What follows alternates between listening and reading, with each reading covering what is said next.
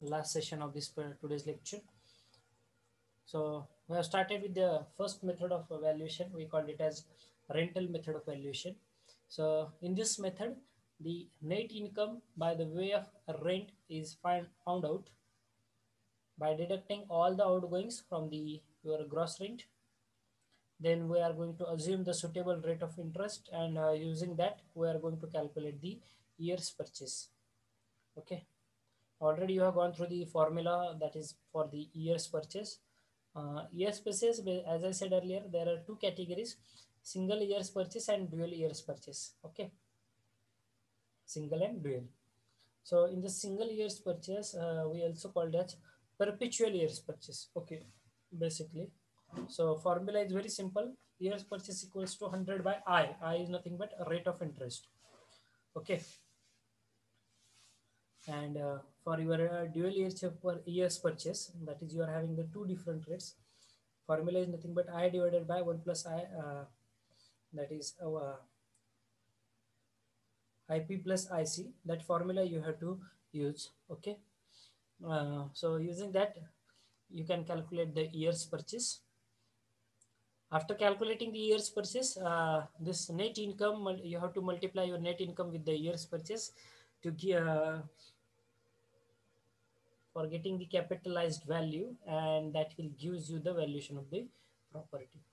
Now, this method is applicable when the rent is known or probable rent is determined, okay, by the inquiries. Now, how this rental method works?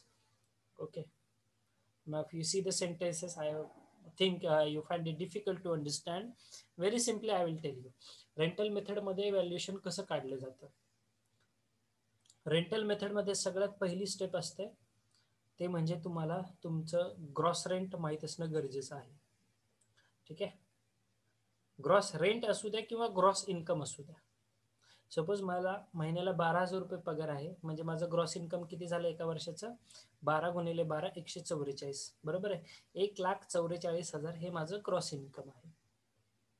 ठीक आहे, आता आपण हे income बद्दल बोला किंवा rent बद्दल बोला. सपोज माझा एक बंगला मी घेतलेला आहे, त्याला 12,000 रुपये रेंट आहे महिन्याला.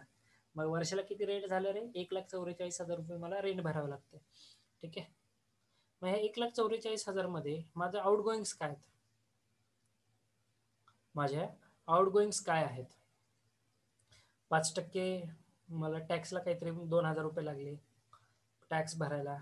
पाण्याचं बिल आहे तिथे 2,000 लागले. इलेक्ट्रिकल आहे, वॉटर आहे, आणि इतर काही गोष्टींचा खर्च आहे. तर माझे काय आउटगोईंग्स आहेत? हे आउटगोईंग्स जसं मी सांगितलं 25 ते 30% आउटगोईंग्स असतात तुमच्या इन्कमच्या. ठीक आहे, मग मला आउटगोईंग्स माहित आहेत, मी आउटगोईंग्स डिडक्ट करतोय. मी ग्रॉस इन्कम किंवा ग्रॉस रेंटमधून आउटगोईंग्स डिडक्ट करतोय, म्हणजे मला काय मिळणार आहे? Net income. ठीक आहे, मी माझं घर भाड्याने दिलेलं आहे एका व्यक्तीला. माझ्या घराला 12,000 रुपये भाडं आहे. मला त्या व्यक्तीकडनं दरवर्षी किती रुपये येतात? 1,44,000. पण ह्या 1,44,000 मला पूर्ण येत आहेत का? नाही. का? कारण ते 1,44,000 मधून काही आउटगोईंग जे आहेत त्या खर्च होतोय माझ्याकडनं. म्हणजे जे मला भाडं येतं 1,44,000 मला पूर्ण येत नाही. त्यातून कदाचित 20,000 रुपये किरकोळ खर्च जातोय त्या घराच्या मेंटेनन्ससाठी, लाईट बिल, पाणी बिल, काहीतरी आहे की जे मला खर्च करावं लागतं. मग मला नेट इन्कम किती भेटते? ते 1,20,000च भेटते, 24,000 भेटते. सपोज 20,000 खर्च झाला, मग 20,000 काय झालं? आउटगोईंग झालं. ग्रॉस रेंट किती येत होतं मला वर्षाला? भाडं किती येतं? 1,44,000. 20,000 रुपये खर्च येतोय त्या घराच्या मेंटेनन्ससाठी म्हणा, किंवा अपार्टमेंटमध्ये आहे मग त्याचं मंथली मेंटेनन्स असतं, बरेचसे चार्जेस असतात अपार्टमेंटला. तुमचं हे केलेलं असतं, काय म्हणते त्याला,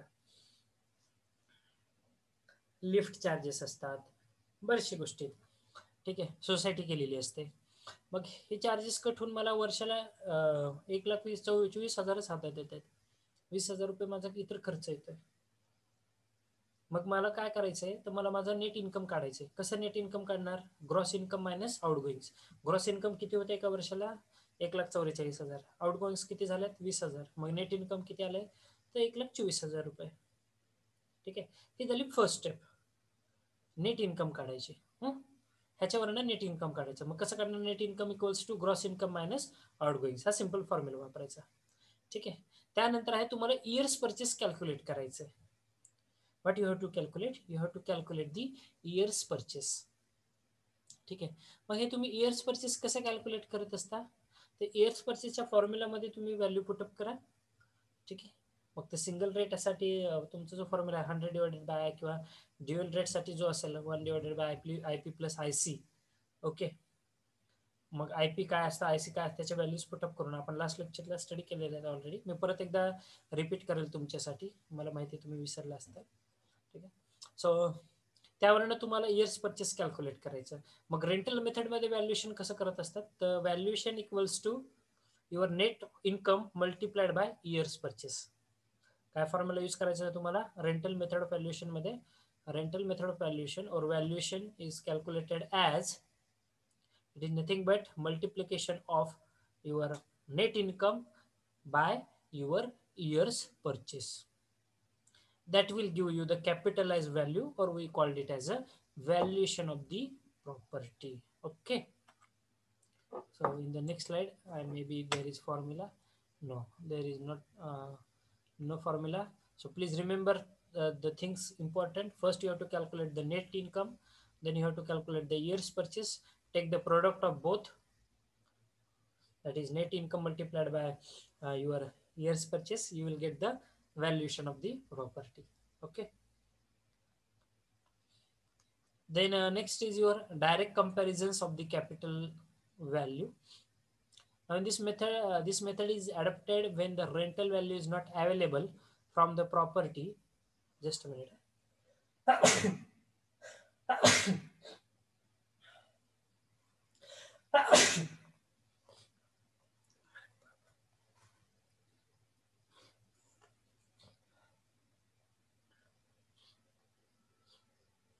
So this method is adopted when the rental value is not available from the property concerned, but there is an evidence of the sale price of the properties as a whole.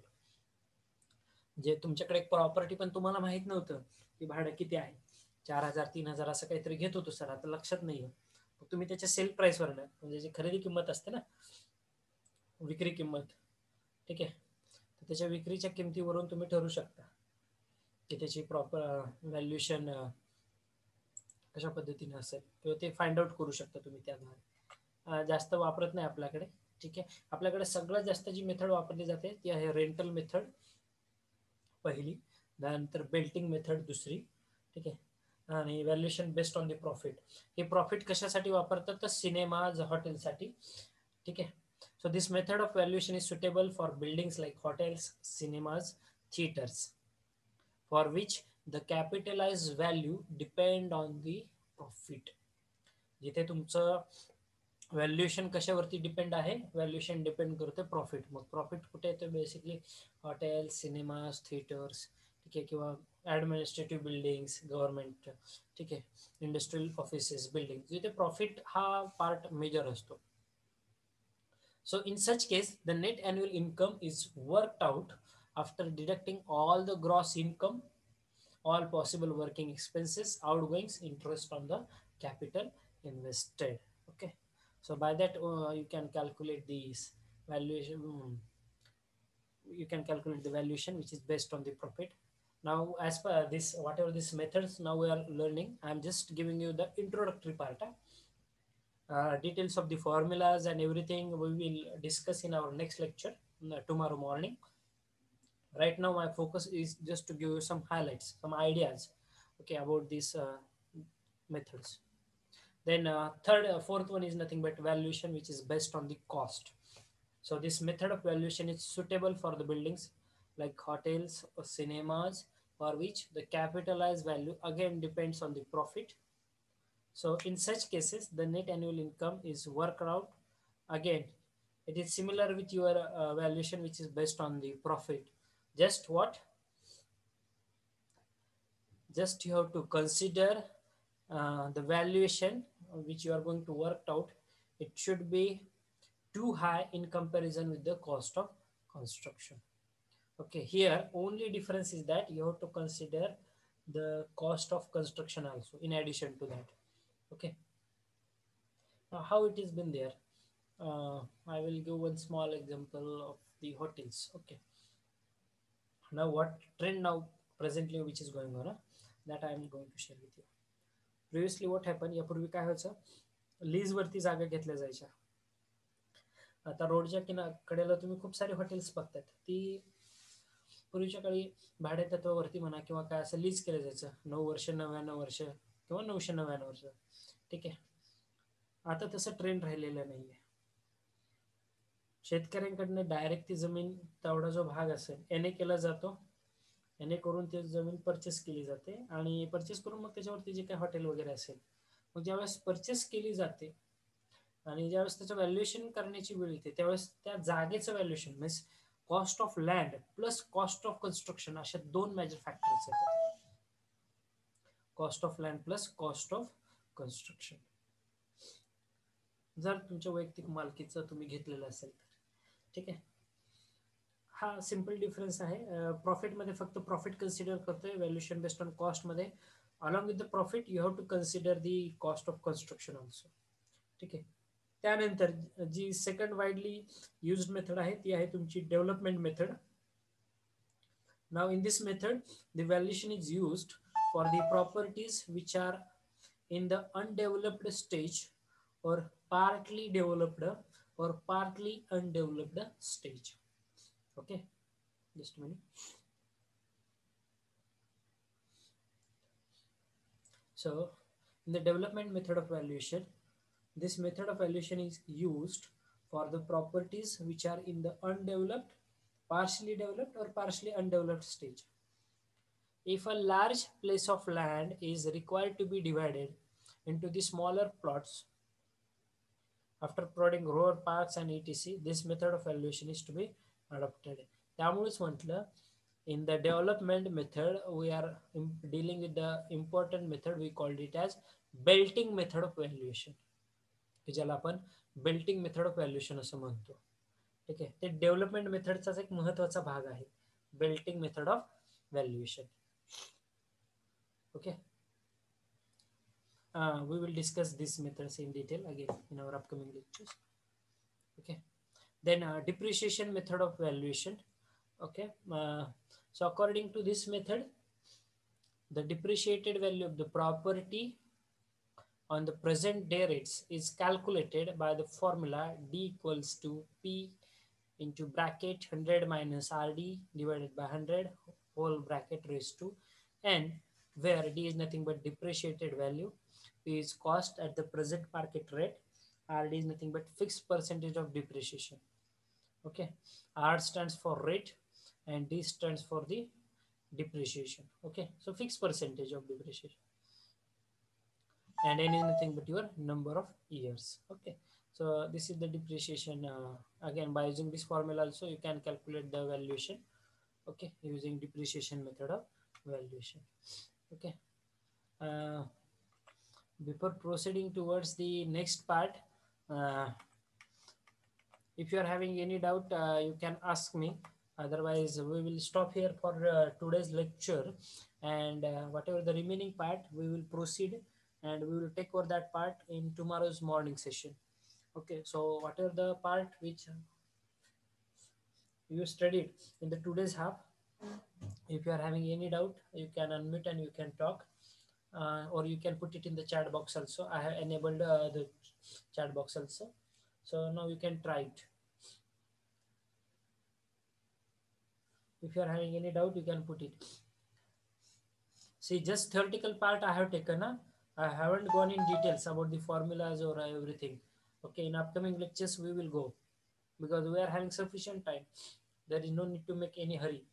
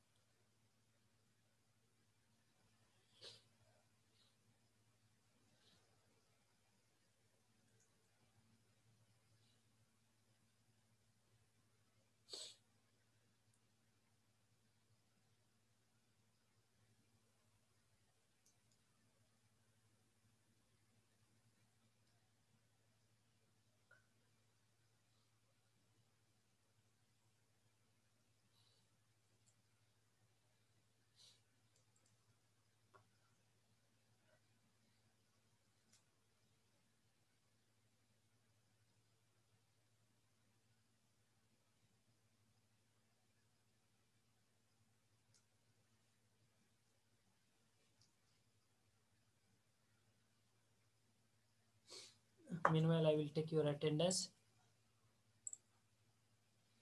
If you're having any doubt, you can put it in the chat box.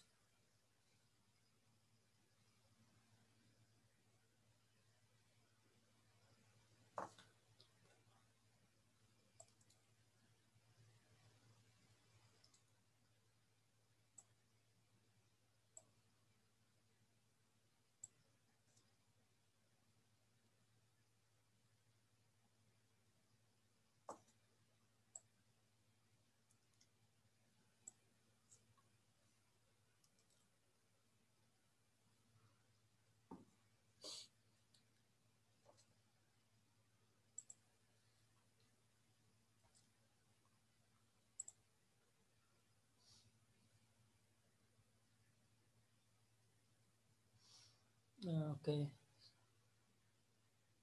One doubt I got: after depreciation, up to what minimum value it can reach, zero or negative, and what it is indicate?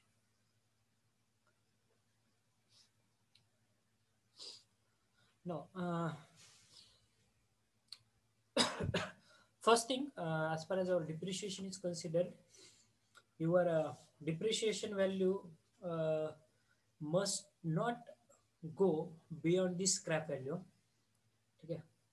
म्हणजे जर तुमचे एक 10 लाखाचं structure आहे property, त्याची scrap value किती generally आपण 10% धरत असतो. ठीक आहे. म्हणजे 1 लाख रुपये त्याची स्क्रॅप व्हॅल्यू येते. ठीक आहे.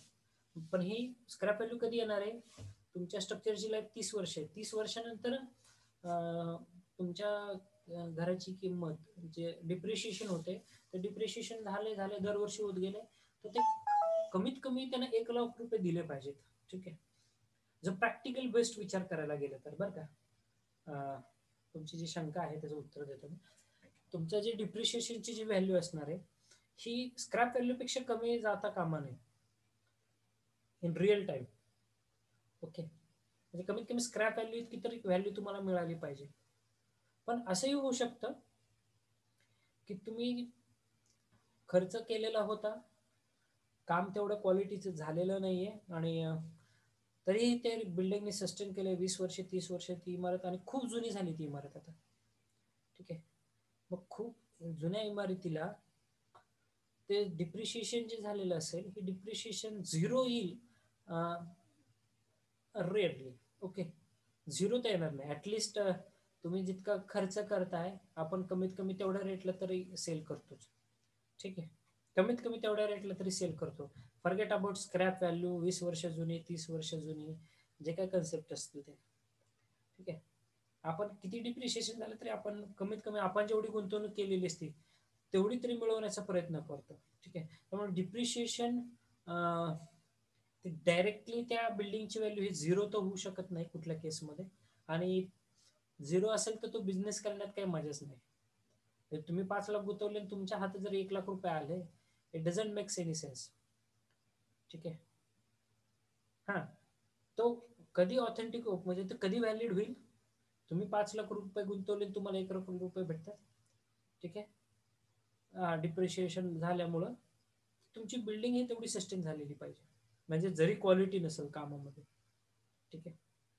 आता तुम्ही ह्या आपल्या शहरातल्या जुन्या इमारती ते बघत असता. ठीक आहे. आता ह्या इमारतींची जर डिप्रिशिएटेड व्हॅल्यू काढायला जाताल, खूप कमी आहे, कारण 100% त्या इमारती गेल्यात. कुठेतरी एन्फोर्समेंट बाहेर आलंय, किंवा लाकडी ज्या इमारती होत्या, पळ्या वगैरे टाकून घर बांधायचे, आता त्याच्या पाऊस इतके पाऊस झालेले आहेत, त्या लाकूड सगळं खराब झालेलं आहे, सगळं काय झालेलं आहे. ठीक आहे. पण ज्या व्यक्तीने हे घर बांधलेलं असेल त्यावेळेस मात्र त्याने इनिशियल इन्व्हेस्टमेंट केलेलीच असते ना, हायर. ओके. डिप्रिशिएशन जे आहे, हा कम्प्लीट झिरो होऊ तो झिरो कधी होऊ शकतो? ज्यावेळेस तुमचं एखादी इमारत जी असेल, ही इमारत खूप जुनी आहे. ठीक आहे. त्या केसमध्ये मात्र तुमच्या गुंतवणुकीपेक्षा हे होऊ शकतं. पण दुसरा महत्वाचा फॅक्टर, डिप्रिशिएशन व्हॅल्यू जरी झिरो झाली, ठीक आहे, एखाद्या केसमध्ये आपण असं झूम करूया, पण तुमच्या लँडची प्रॉपर्टी झिरो कधीच होत नाही. जर 50 वर्षापूर्वी ती जमीन तुम्ही घेतली असेल, त्यावेळेस तुम्ही ती 5,000त घेता, आज ती 5 कोटीमध्ये जाते. हाही तितकाच फरक आहे. ठीक आहे. म्हणूनच डिप्रिशिएशन हे फक्त त्या स्ट्रक्चरच्या लाईफ पुरतं आपण मर्यादित ठेवतो आणि ते टोटली डिपेंड करतं त्याचं डिझाईन अस्पेक्ट किंवा त्याची काय क्वालिटी किंवा त्याचं मेंटेनन्ससाठी तुम्ही किती खर्च केलेला असेल. नाहीतर मग आता तर आपल्याकडे एक्झाम्पल तसं बघायला गेलं तर आपण आपल्या वडिलांनी म्हणा किंवा वडिलोपार्जित आपली जी प्रॉपर्टी आहे त्या प्रॉपर्टीचा तेव्हा ज्यावेळेस त्यांनी घेतलेली त्यावेळेस ती काही लाखांमध्ये काही हजारांमध्ये घेतलेली आणि आज त्याची किंमत काही कोटीमध्ये झालेली. मग सर तुम्ही म्हणता सर इथं डिप्रिशिएशन कुठं आलं, इथं तर मला हायर प्राइस मिळते ना. ठीक आहे. हायर प्राइस का मिळते, कारण डिप्रिशिएशन व्हॅल्यू निश्चितपणे तुमच्या स्ट्रक्चरपेक्षा कमी आहे. तुमची जी गुंतवणूक आहे 5 लाख गुंतवले होते, आता त्याचे 1 लाख रुपये भेटणार आहेत. पण market value at the same time त्या एरियाची डेव्हलपमेंट झाल्यामुळे मार्केट व्हॅल्यू बदलते. डिप्रिशिएटेड व्हॅल्यू ही तीच राहते पण मार्केट व्हॅल्यू बदलते. ठीक आहे. भाड्याने दिलेली चाळ आहे आणि 50 वर्ष जुनी असेल, त्याचे डिप्रिशिएशन ऍटलिस्ट मी जसं म्हटलं ना की स्क्रॅप व्हॅल्यू पर्यंत एक्सपेक्टेड आहे. पण त्याच्यात पण जर खाली जात असेल तर मग ती मला नाही वाटत that building is with stand something. Okay. कारण तितका स्क्रॅप व्हॅल्यू तरी आलीच पाहिजे तिथपर्यंत. That is my personal opinion. Okay. ती झिरो किंवा निगेटिव्ह सुद्धा होऊ शकते, असं काही नाहीये. बट व्हेरी रेअर केस असं झिरो किंवा निगेटिव्ह व्हॅल्यू जाणं. ठीक आहे. झिरो बुक व्हॅल्यू जर तुमचे हे व्हॅल्यू जर सारखे चालले, स्क्रॅप व्हॅल्यू नंतरचा पुढचा टप्पा त्यानं ओलांडला, ठीक आहे, तर मग मात्र ती झिरो येऊ शकते. यासाठी once again I request everyone to go with that particular table. मी just a minute, I will show you that table. Okay.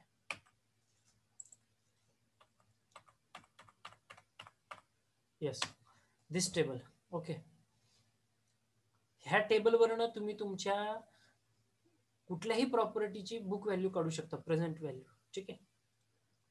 तुमची इमारत इथं फर्स्ट सेकंड थर्ड फोर्थ 4च वर्ष लिहिलेले आहेत, असे तुम्ही 10 वर्ष 50 वर्ष 25 वर्ष जी काय वर्ष झालेली आहेत त्याच्यामधलं डिप्रिशिएशन, त्याच्यामध्ये ऑकर होणारं टोटल डिप्रिशिएशन हे तुम्ही कॅल्क्युलेट करू शकता.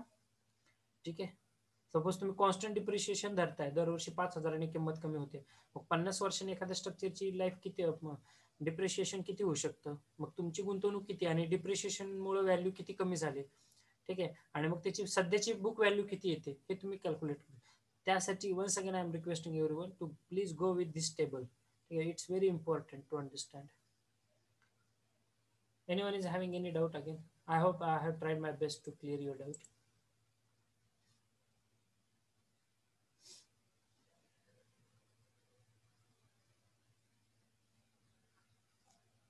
Yeah, that is what I have discussed, that zero is a very rare case because दोन फंडे आहेत. परत एकदा त्या गोष्टीवरती तुमचा फोकस ठेवेल. Depreciated value of the property and market value of the property. ठीक आहे. ती इमारत जुनी झाली म्हणून ठीक आहे, त्याच्या बांधकामात तुम्ही मोडल्यानंतर त्याची त्या मटेरियलची किंमत ही कमी होणार आहे. पण तुम्ही ज्या जागेवरती बांधलेलं आहे ती जर जागा हार्ट ऑफ द सिटी असेल तर ती जागा तुम्हाला 50 पट जास्त पैसे देऊन जाते. त्यामुळे depreciated value it will never reach to zero और what I said it must not go beyond your scrap value. जे मी पहिलं सेंटेन्स वापरलं तर स्क्रॅप व्हॅल्यूपेक्षा कमी जायलाच नाही पाहिजे. ठीक आहे. Okay, anyone is having still any doubt, you can ask me.